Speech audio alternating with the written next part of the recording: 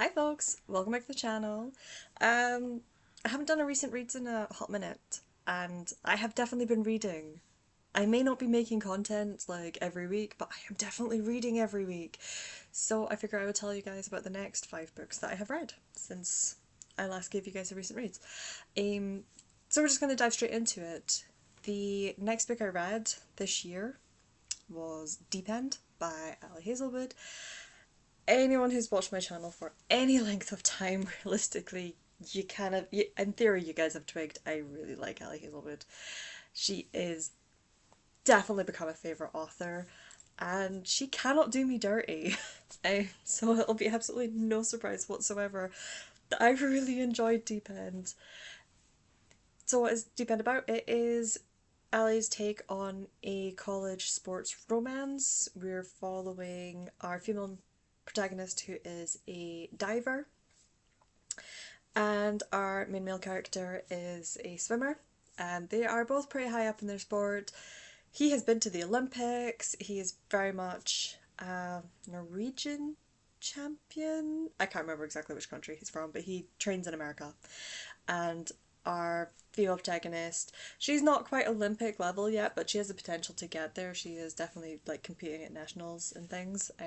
Both as a solo and yes, that is swimming. It's fine. Both as a solo and a synchronized diver.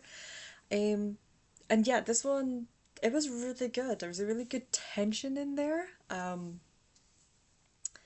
seen a couple of reviews commenting that this was Ali's first sort of like, she was dipping her toes into slightly more kinky works, I guess. This is her dipping her toes into the world of BDSM.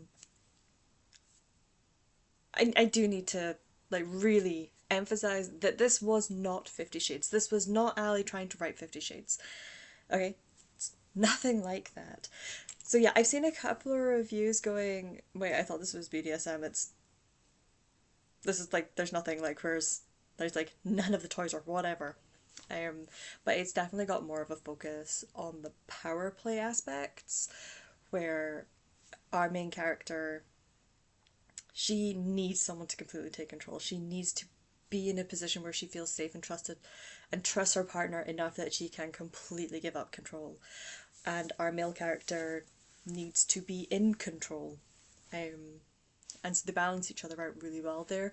Initially, it starts with he had actually been dating her friend, but they have since broken up, and her friend kind of like pushes them together because she knows they're both into that. Um, and they're both like, this is we're just scratching itches. There's nothing more to this, but obviously it does become more. Um, and yeah, it was wonderful. It was Ali Hazelwood. It was exactly what she promised us, and yeah, I felt all the better for reading it. After that, I went complete opposite end of the spectrum, the reading spectrum. I went with something completely different, and that was the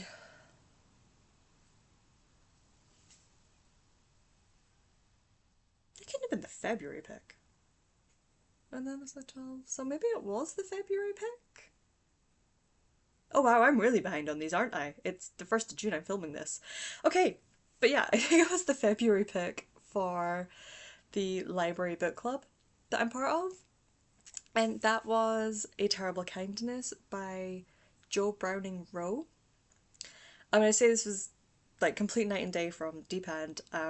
This is a literary fiction following a main character who, right at the beginning of the book, he has just graduated or qualified officially as an undertaker. Um, no, not an undertaker, an embalmer. I think he focuses just on the embalming side. Um, and they're sitting at sort of like this graduation dinner for all the embalmers in the area. I don't know if it was, I don't think it was in Britain, I think it was like just in Wales. Run about there. Anyway. Um, and during this, he's the youngest to have qualified, so he's sort of like getting special mentions and things. But during this dinner, a call comes in that they need as many embalmers as possible to attend on site because the Aberfan disaster has just occurred. For anyone who are unaware, Aberfan was a true disaster that occurred in the Welsh village of Aberfan. It was in the 1960s. I think it was 1966. Aberfan was a mining town, and basically after a period of very heavy rain, there was a massive slurry downfall, um, landslide essentially, that took out the school. I think it was over 100 children died that day. That disaster. It is something that still haunts Welsh and British history, and particularly that village. So this book sort of it literally starts with the Aberfan disaster and the outfall of that, but it then carries on, and we see how dealing with that situation being involved and a lot of the kindness that was shown to both the embalmers to their how they handled sort of like because how they handled treating the children and trying to identify that. We see how all of that continues and carries on and affects our main character, but we also see how it brings up a lot of his past because he has a lot of emotional baggage surrounding his relationship with his mum and all of his family and his friends. Um, it was a really emotional read. It was an excellent book club pick. I think I want to say it's probably to date my favourite book that I have read for this specific book club. We had some really amazing discussions surrounding it. Um, and it's just, I think it handles a lot of the different topics, ranging from the Aberfan to suicide to mental health, to being an LGBTQ character, basically being a gay man in the 60s. It handled all of it so very sensitively, I think. As far as I'm aware, it's the only book that the author has written, but I would absolutely be up for reading anything else that she has written or does write. Um, so yeah, that was good. It was a very thought-provoking book. After that, once again, I moved on to something completely different. That seems to be the theme of my reading this year, is I finish something and then I have to read something completely different. Because if I try to read too much of the same thing, it's just my brain is saying no. But after that, I read From Blood and Ash by Jennifer L. Armentrout, which is a really difficult name I'm finding to say at my normal talking pace. I get proper tongue tied trying to say it's the L Armentrout. It just doesn't work for my brain. But anyway, I read that and I actually did that on audio. And I wasn't sure how I was going to get on audio because I feel like a romance via audio, something I've generally not gelled with, but I got on really well with this one. Um, yeah, this was. I kind of want to, over the course of the next year or so, I want to read some of the. I don't want to call them classic romanticises because I feel like as a genre it's not new. Romantasy has always been about, but as a genre, the definition of the genre is fairly new. I think that's what I'm trying to say. Help me out here, guys.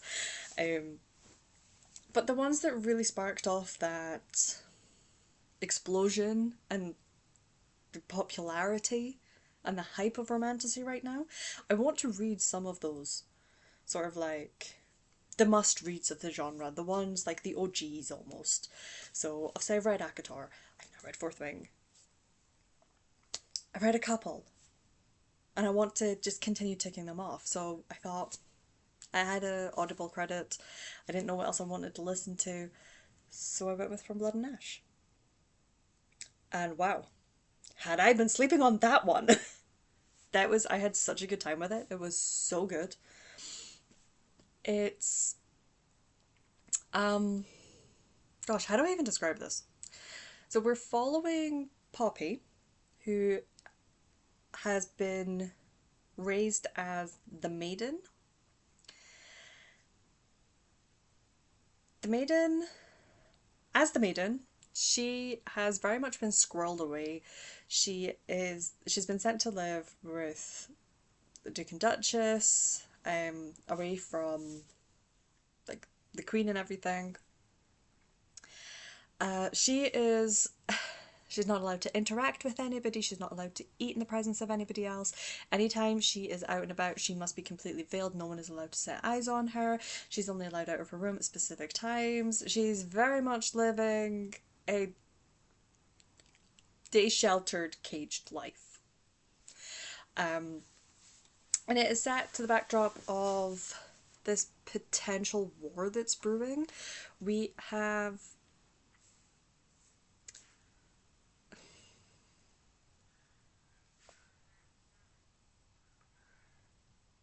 I don't know how to describe this book properly. So there's sort of like a war brewing, kind of between her country, the Solarans, Solaris, Solus. You can tell I'm really paying attention to certain names, can't you? But yeah, there's basically kind of like a lot of tension, potentially a war brewing between the country where she is right now and the Atalanteans. Uh, Add to that kind of vampire twist, um, and it's just wonderful. Um, the book literally starts with Poppy feeling so suppressed that she's actually been sneaking out at night, and she ends up in this. I can't remember what exactly it was called, but it's basically a brothel. It's like a pub slash brothel. Um, and that she sees her bodyguard there, who's like a father figure to her, and she's like, I have got to avoid him. He cannot know I am here. Because she just wants to live a little bit, because she's such a sheltered life. And she ends up, with the help of like a random woman there, she sneaks upstairs into one of the rooms. She has been told it's empty, it's unoccupied. Yeah, it's not. And that's where we first meet Hawke. Um, Hawke is our main male character. It's not really a spoiler. And just the immediate chemistry and tension we have between them is just perfect. It's absolutely wonderful. Um, Nothing happens. They get interrupted. It's all good. She kind of comes to her senses and is like, yeah, no, I'm getting myself out of here. I'm getting back to my room. We're fine. We'll forget this happened. Hawke later becomes her bodyguard. So you've got all of that tension. So they've got a bit of that sort of like forbidden romance going on. And I've just described this utterly terrible, but I was absolutely obsessed with it. Spoiler alert for another video, I have already finished the second one. So absolutely worth it. It's, yeah, like I say, it was one it's a really hard one for me to describe because I think so much went on, but also like, yeah. But yeah, I'd probably been sleeping on that, and I should have read it ages ago. Yeah, well. Right. After that, I read a short story by Abby Jimenez, and that was The Fall Risk, which I think is like an Amazon original, part of one of their collections, maybe, or maybe it's just been published on its own. Either way, I read The Fall Risk, and Abby Jimenez is proving to be a pretty consistent writer for me, in that I've enjoyed everything I have read by her. So I've now read five, six things by Abby Jimenez. Read the Part of Your World trilogy, then the two short stories, and I've read the latest book. So yeah, I've read six things by Abby Jimenez, and I have enjoyed every one of them. Um, just due to being a short story, this one is never going to tick all of the boxes, but it did enough by being, like, as a short story, it did a lot more than a lot of them do. That again probably doesn't make any sense. You'd think I'd prepare these things and actually know what I'm talking about, but hey ho. We don't come here for, we don't come to my channel for well thought out videos, do we? Um, but yes, the fall risk is very much a meet cute. Um, it starts with our main characters sort of like meeting on the landing because they're next door neighbors.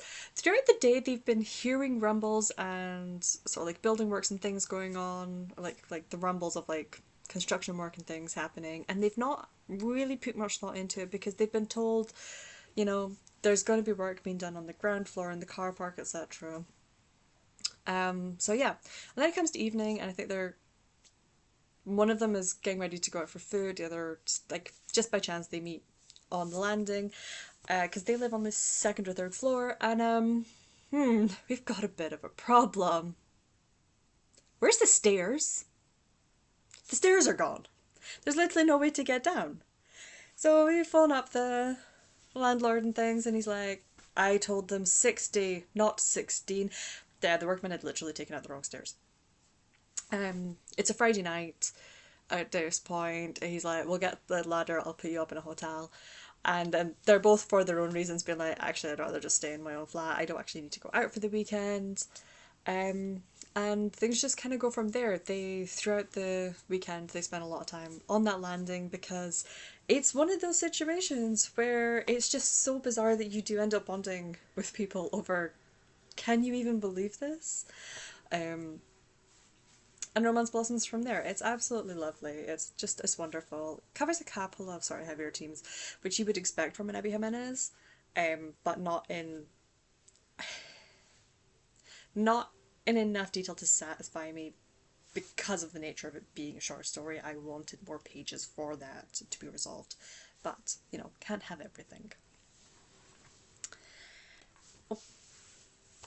And then the last thing I'm going to talk to you guys about today is I read The Undertaking of Heart and Mercy by Megan Bannon. Bannon?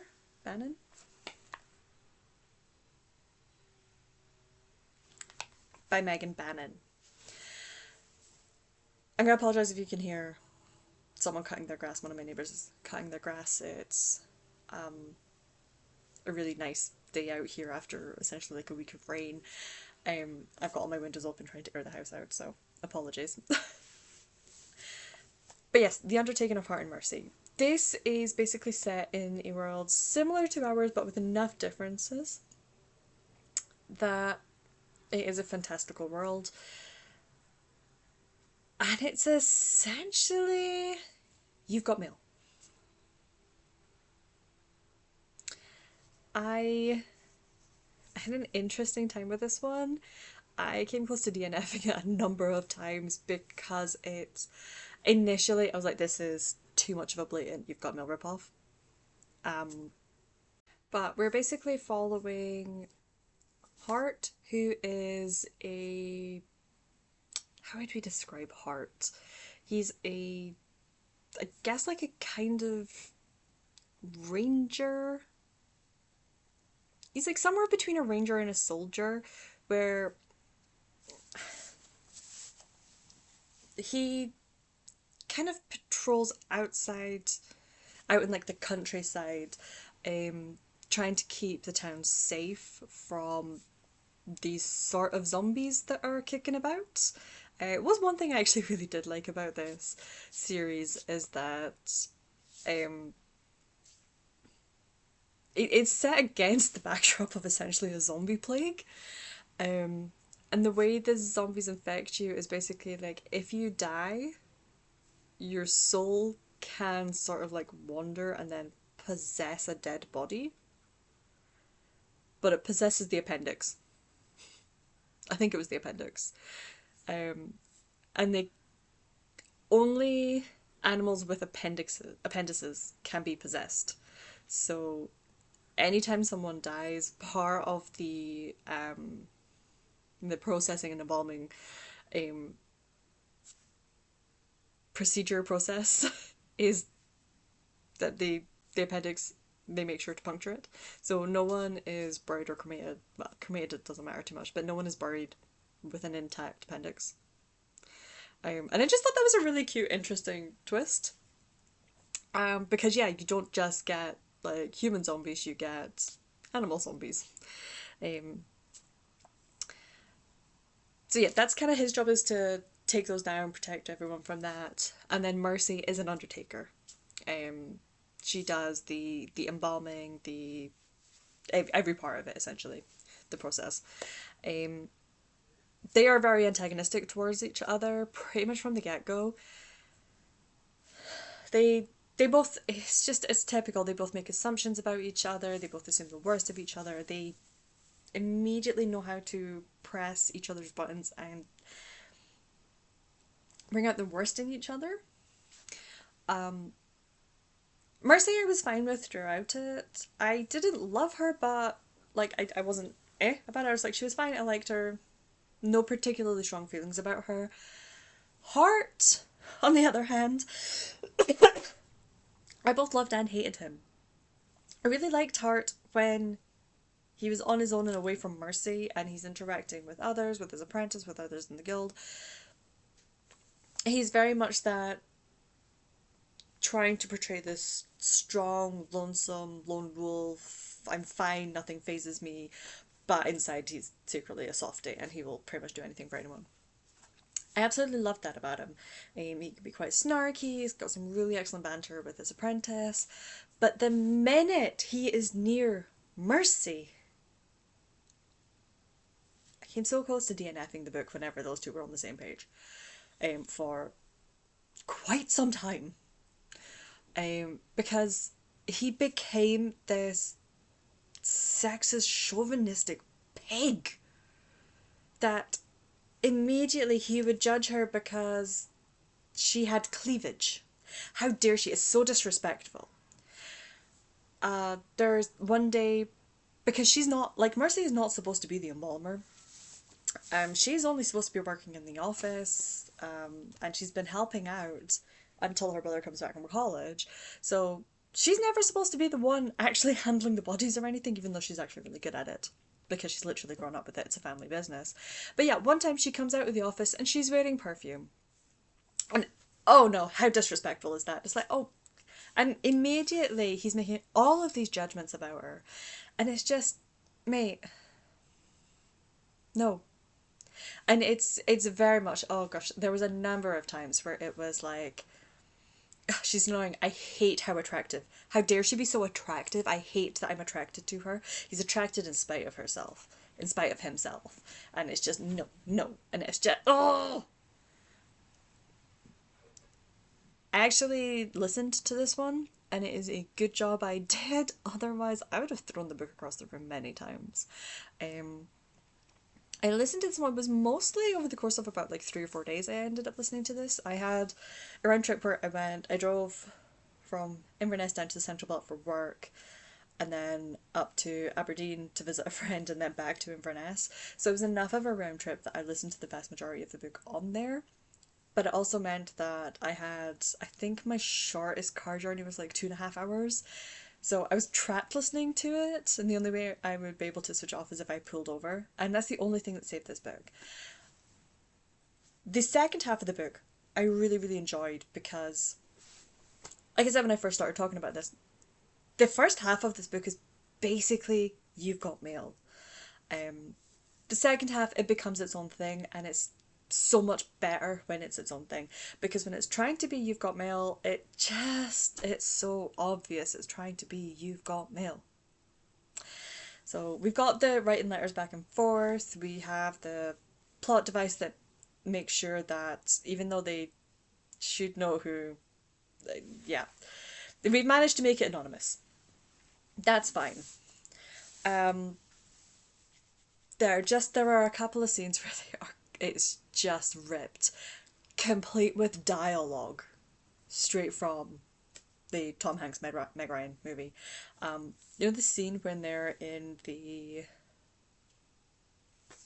when Tom Hanks first goes to meet Meg Ryan's character, when they first agree to meet up, and she's sitting in the cafe, and he's outside and he's brought a friend, and it's like, you know, do you think that Kathleen Kelly is attractive? And he's like, well, yeah, he's like, because, you know, if you don't think she's attractive, you're not going to like this one then, by because it is Kathleen Kelly. Like, that entire scene, complete with dialogue, was basically ripped.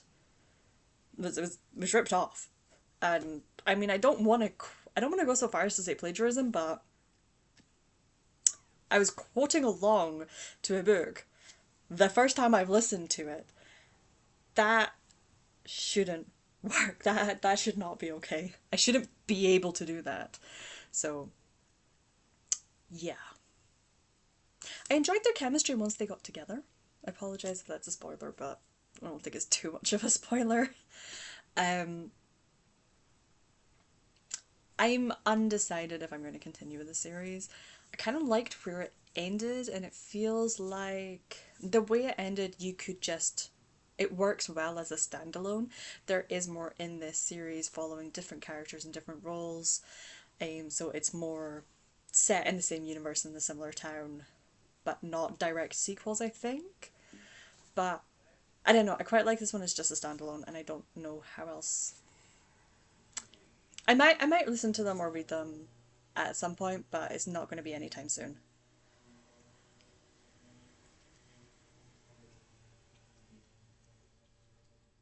Oh my gosh, my neighbour's cutting my grass. Oh, bless him so much. Oh, I'm gonna have to go and thank him at some point. Um.